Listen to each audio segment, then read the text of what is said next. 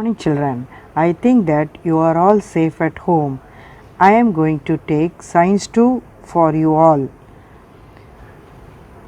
Our first chapter is reproduction and modification in plant. Today I am going to take the topic reproduction. In lower classes we learn that all living organisms reproduce for continuation of their species from generation to generation.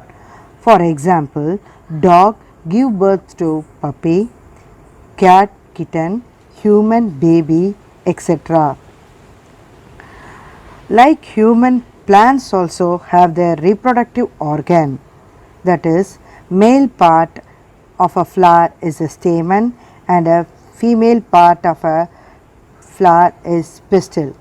This type of reproduction is known as sexual reproduction. In sexual reproduction, male and female gametes fuse to form a zygote which becomes a seed. The seed are produced by the process of pollination and fertilization. In some plants, they also reproduce through stem.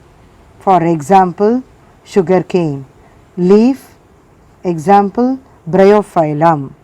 So, this type of reproduction is called as asexual reproduction. So, what are the types of reproduction? There are two types of reproduction, that is sexual and asexual reproduction. Parts of a flower. The main part of a flower are pedicel and thalamus. The leaf-like structure are called calyx or sepal. The attractive colored parts are petals or corolla. The androecium or stamen and the gynoecium or pistil. The flower is borne on the stalk called pedicel. The uppermost part of the pedicel is swollen called thalamus. The stamen is the male part, consists of filament, and the two-lobed part called the anther. Anther has pollen grains. Female part is stigma. Thread-like structure called the style, and the basal part is the ovary. The ovary has ovule which contain female reproductive cell called ova. It is seen in hibiscus. Now, this is datura flower.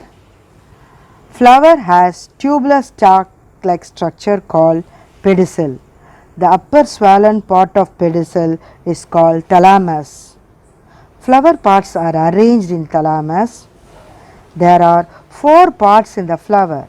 They are calyx, corolla, androecium and gynoecium arranged on the thalamus in whorls.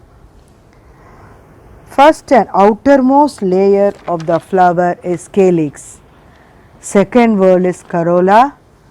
Third whorl is androecium and the fourth whorl is gynoecium. Calyx. This is the first whorl of the flower, green in color. It has 5 sepals, gives protection to the inner parts. Corolla. It forms the second whorl of the flower, white in color. It has 5 petals. Petals attract insect for cross pollination. Androecium forms the third whorl of the flower. It has 5 stamens. Each stamen has a long filament and a sac-like structure called anther. Anther produces pollen grains.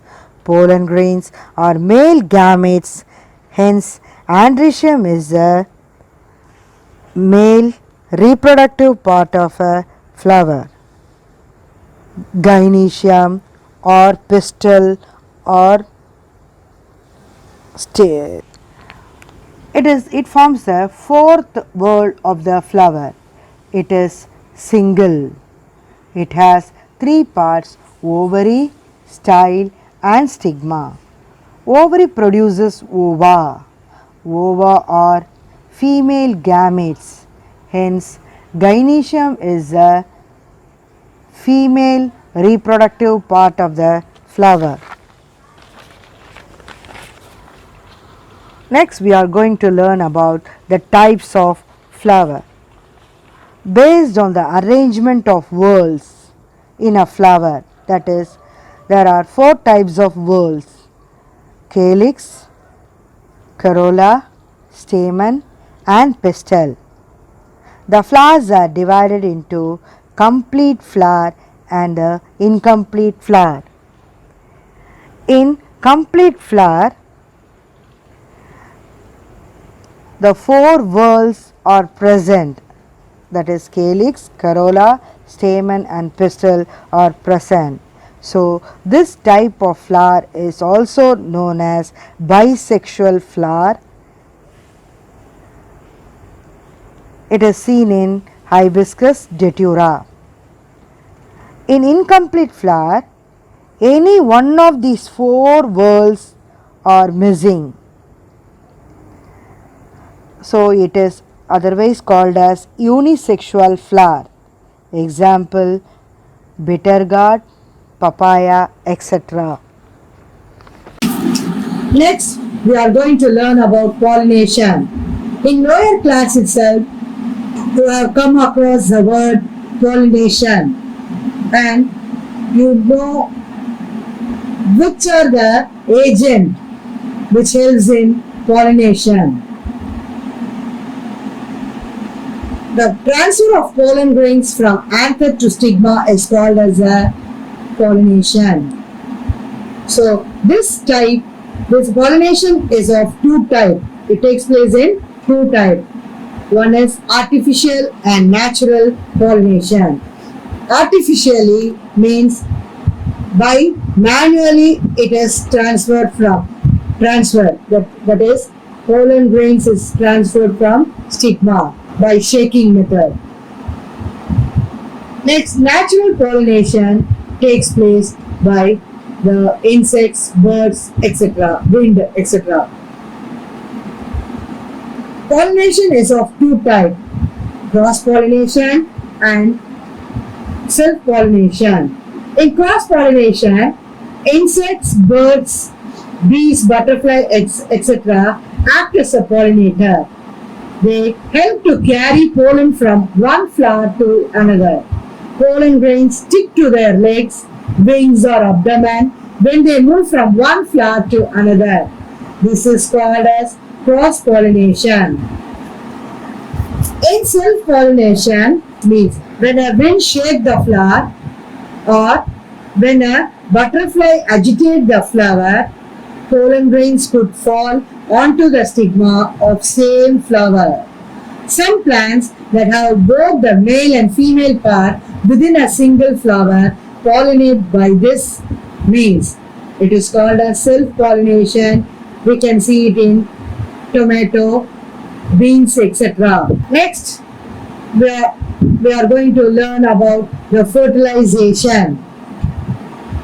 What is fertilization?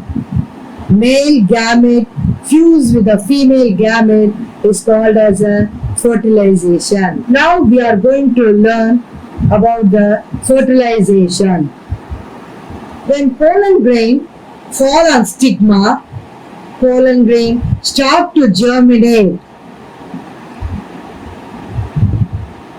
to develop from the pollen grains and carry male gamete to female gamete inside the ovary through the style. This fusion of male and female gamete form a zygote. This process is called fertilization. Okay children, in next class we will be learning about the asexual reproduction of a plant.